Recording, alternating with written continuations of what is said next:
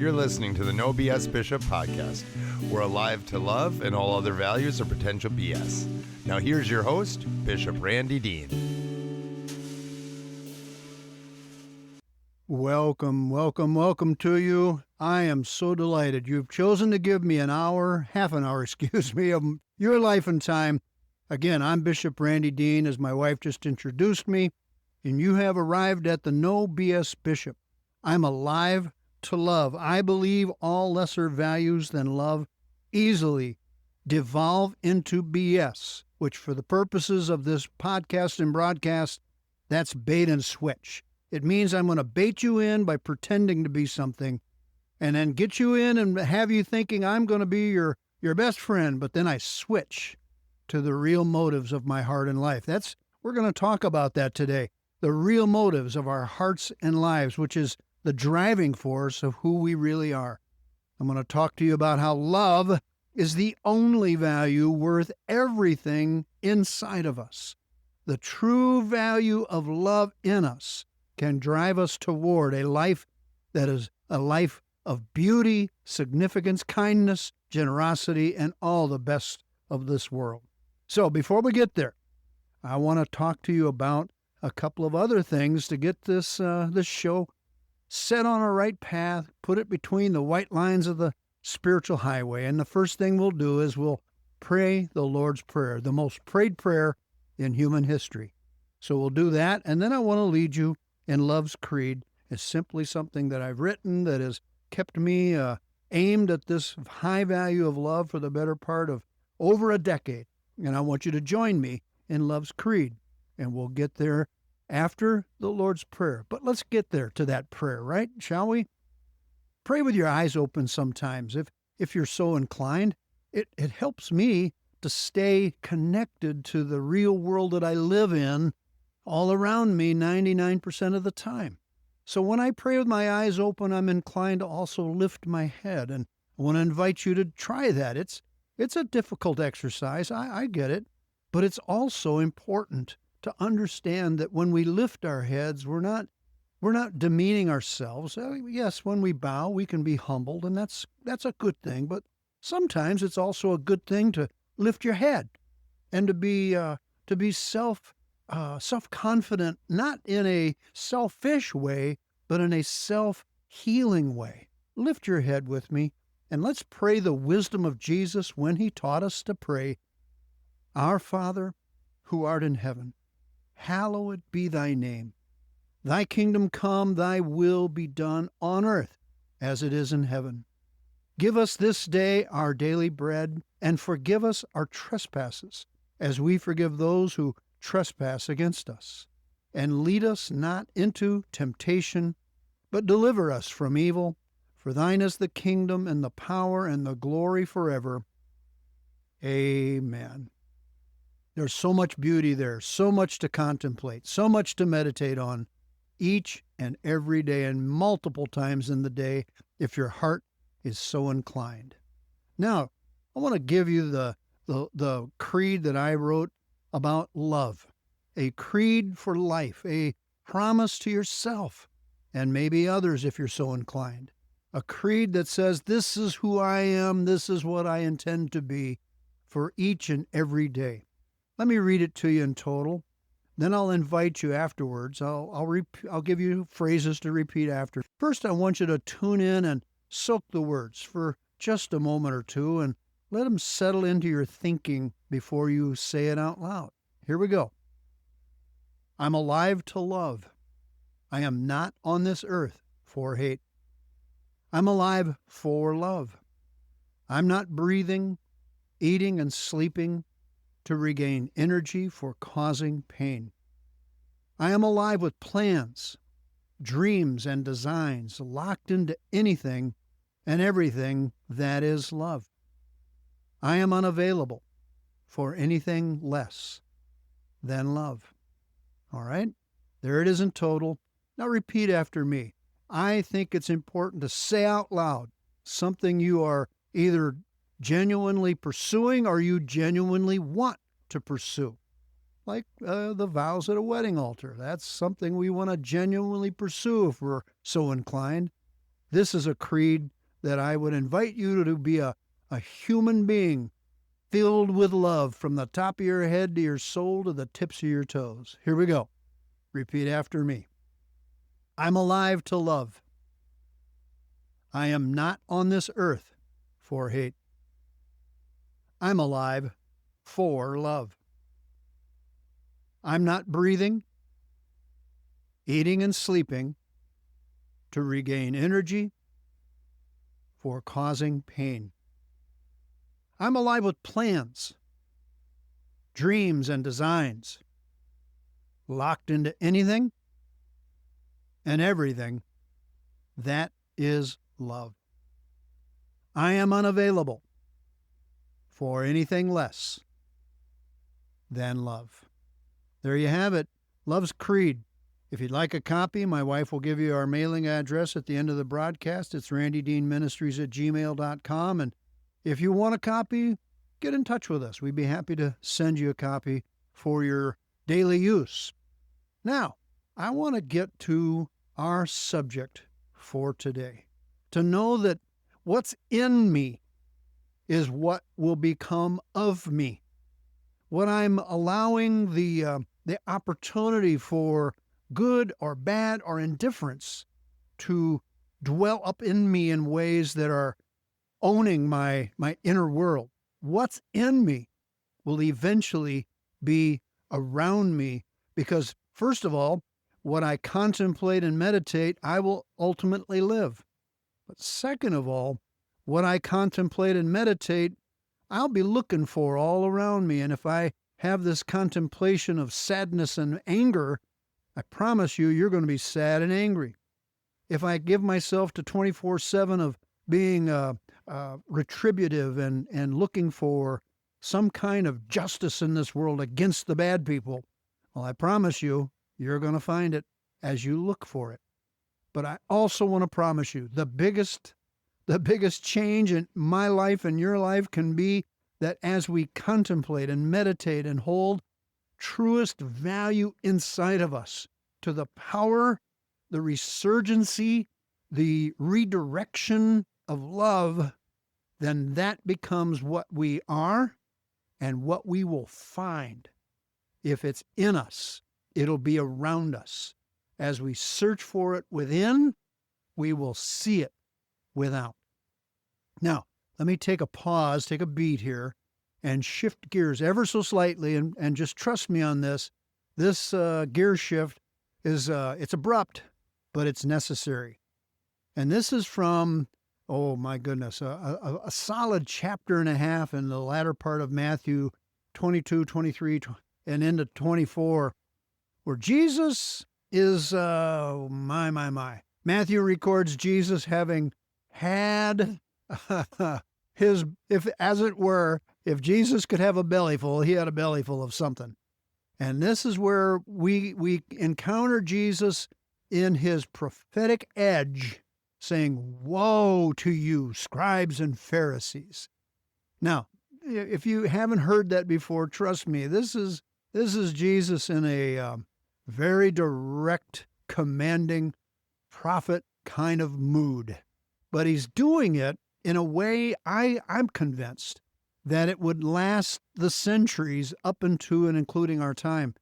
I read through this on occasion, and I used to. I'm learning. Let me say it. I have not learned past tense. I am learning present tense to keep his words aimed at me and nobody else. And you'll see how what a struggle that can be. And just the little bit that I'm going to take up a slice here in Matthew 23, verse 25. Whew. Well, I'm going to back up to verse 24. So, all right, here, let me read it, and then you'll understand a tiny bit more what I'm cracking the door open on. You blind guides, these are the religious leaders, scribes and Pharisees. You blind guides, you strain at a gnat, but you swallow a camel. Woe to you, scribes and Pharisees, hypocrites, for you clean the outside of a cup and of a dish, but inside they are full of robbery and self-indulgence. You blind Pharisees, first clean the inside of the cup and the dish, and to that, the outside of it will become clean also.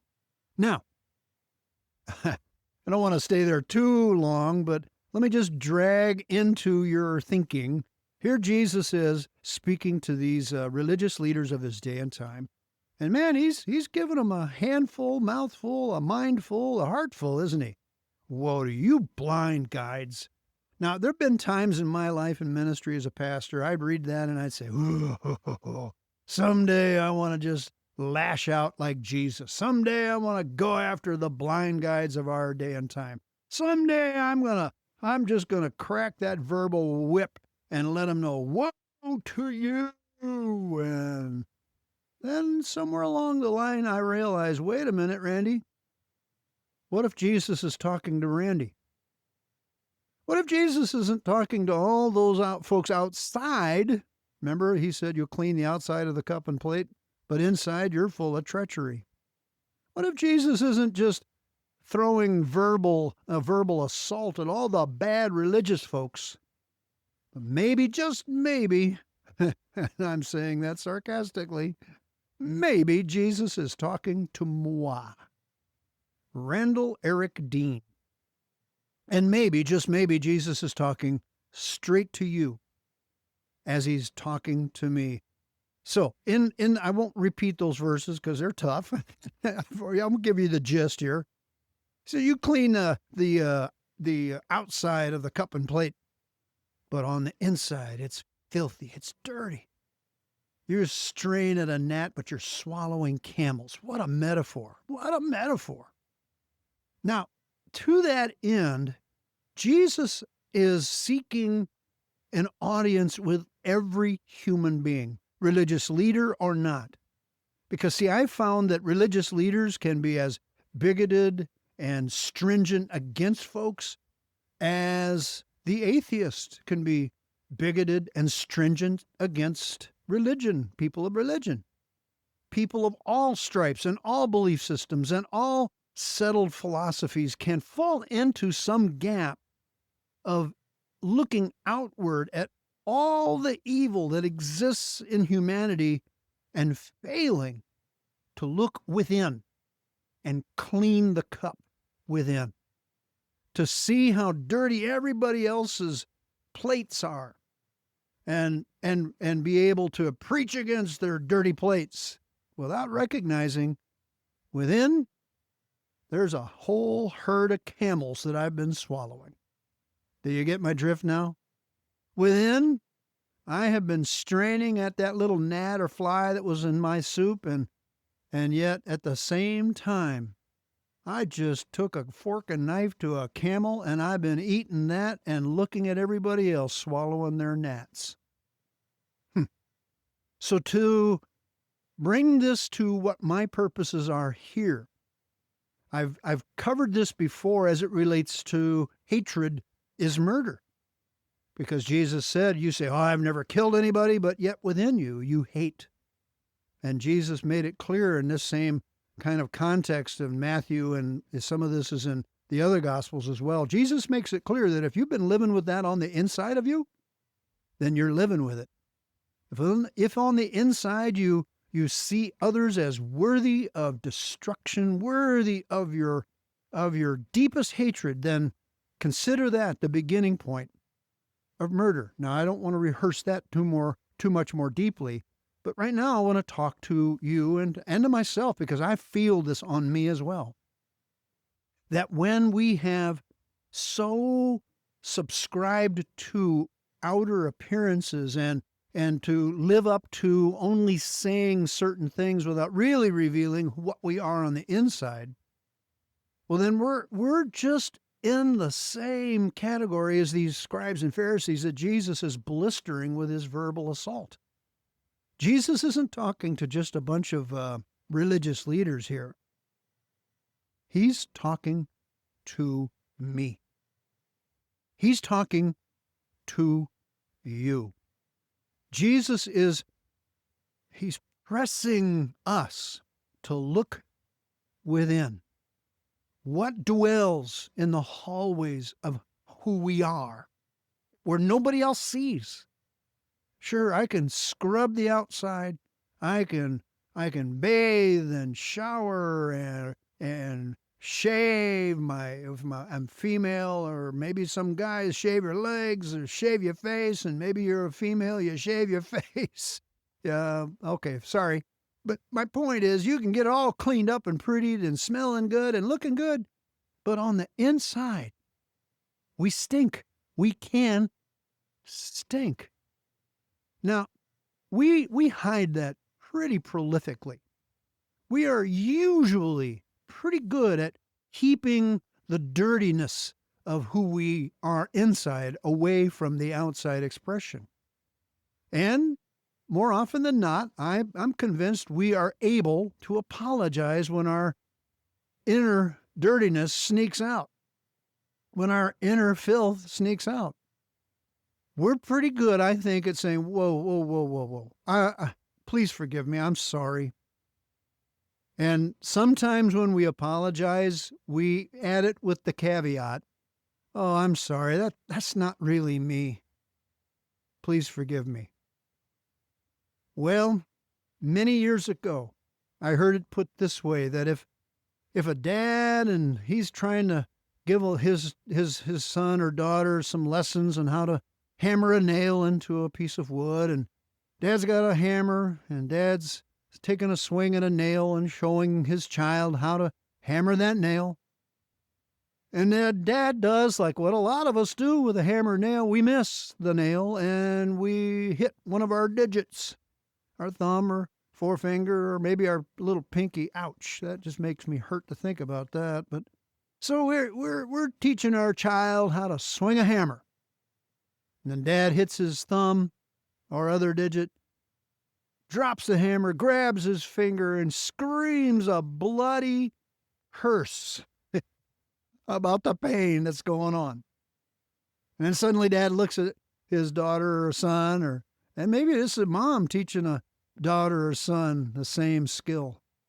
Look around, the parent says, oh, after they cussed a dirty blue streak. So, I'm sorry, that's not me. I please forgive me. Well, your child usually will look at you and with this query on their face as if to say, huh? I just saw you. I just heard you. That is you. That was you through that whole 10, 15 seconds worth of bloody cussing. Now, you know my point. When you squeeze a lemon, you get lemon juice. When you squeeze a lemon, you don't get orange juice. When the squeeze is on, you get what's inside.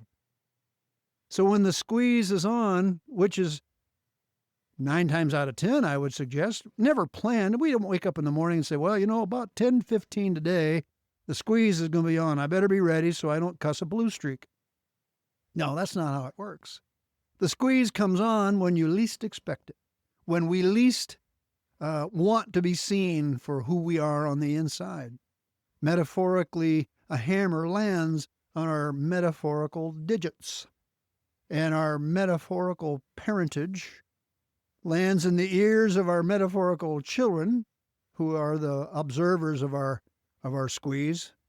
And we have to reconcile what just came out of us, don't we? All of that is to say, I'm trying to unpack this in a way humorously, but also to put a little sugar helps the medicine go down. Woe to you, Randy. You clean the outside, but inside you're full of dirt and filth. Woe to you, Randy. You clean the cup and the plate, and then you pretend like we can put our meal on there, but you don't understand that on the inside of that cup, there's some rottenness. And if you put your coffee or your cup of water in there, on top of that rottenness, then you're just exchanging rottenness back into your own internal digestive spiritual system. So when Jesus is saying, whoa, whoa, whoa, whoa, whoa, and that's W-O-E, whoa, which is warning, warning, he's talking to me, he's talking to you. How do these things come out of us?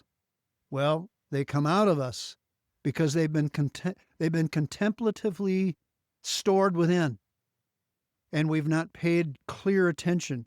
Throughout all those, especially Matthew 23, Jesus talks to his followers. He says, "Don't do as these people are teaching, because they teach, but they do not do, and they are not what they teach."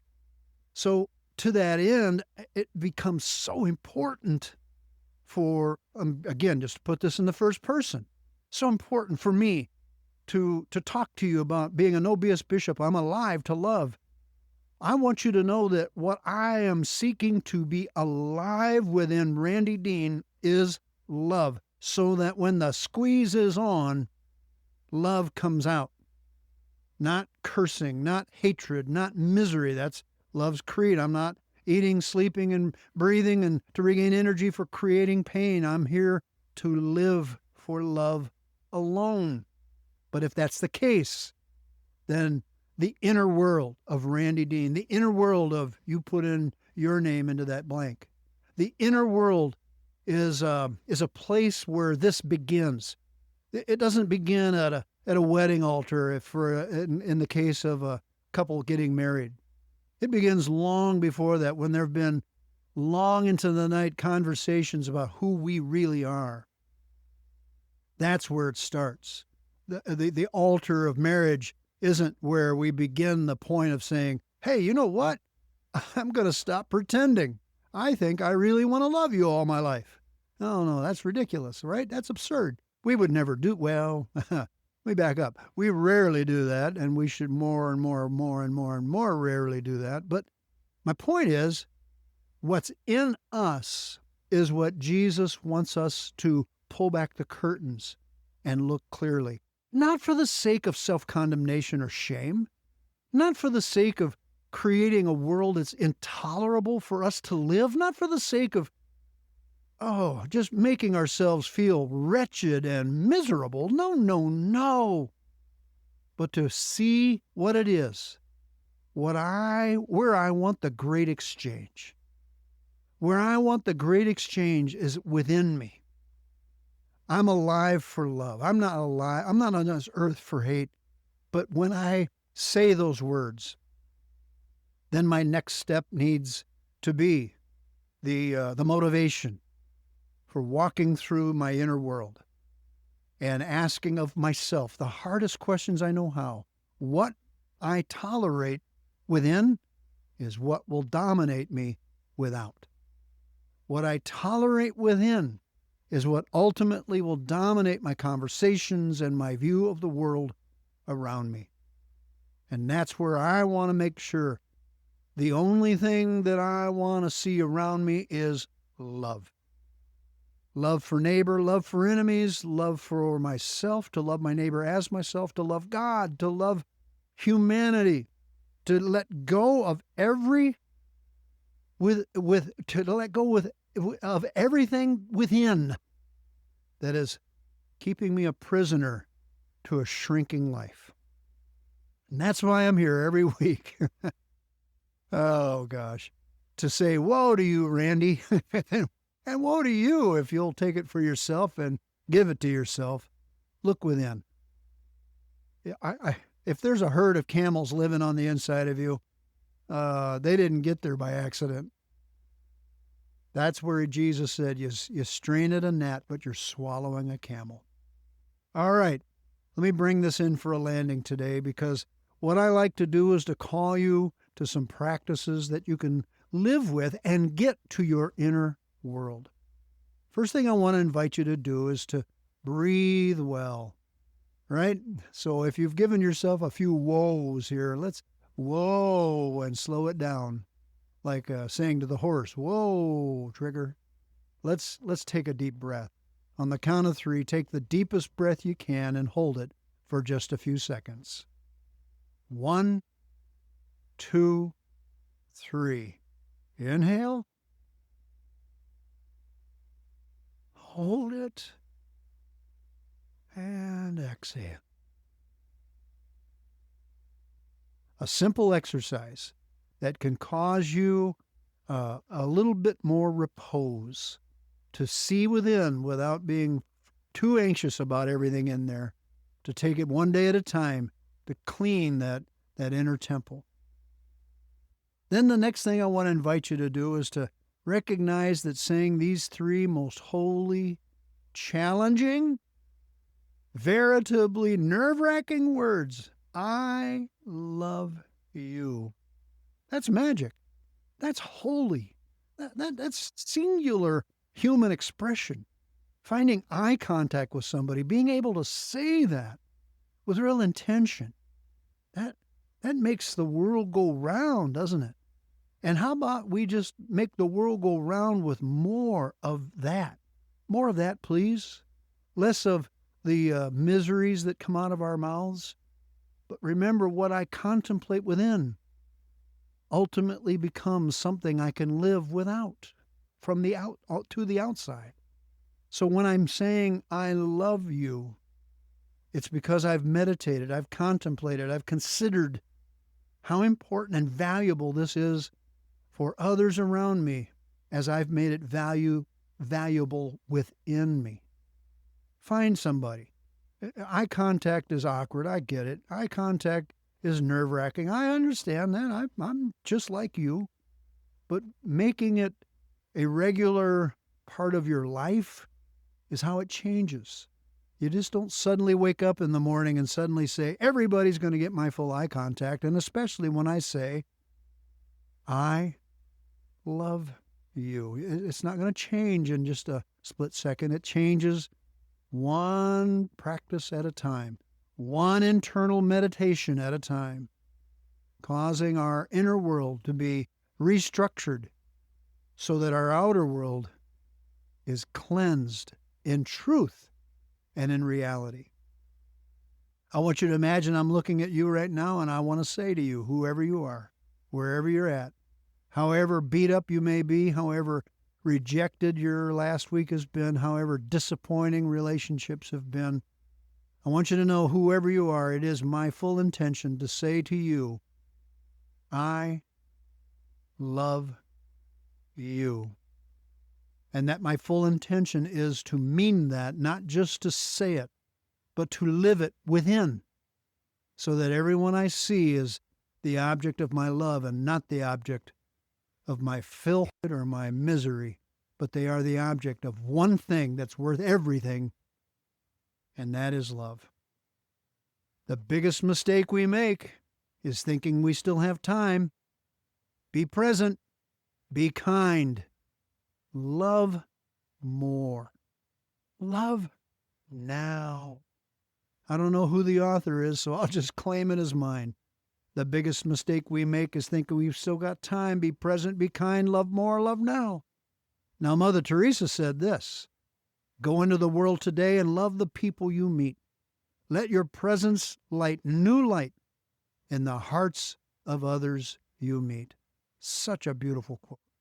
Now, I'm Randy Dean. I'm a bishop, and I'm a dad. I'm a husband. I'm a guy on this planet in this big blue space canoe with a determination to love and to do something beautiful out of the resource of that love within me, to draw a cup of water out of the clean pool within, and to be able to love someone and do something beautiful. Ugly has had its day. It continues to have its day. Ugly is getting done to death. It's time for the people of beauty, the beauty of love, to rise and shine in this tumultuous world. I'm so pleased and honored that you gave me a half an hour of your life and time. Now be that beautiful person. And happy trails, y'all. God bless. Thanks for listening to the No BS Bishop podcast. If you like the show, leave a comment on it. Or, even better, share it with your friends. And we'll see you on the next one.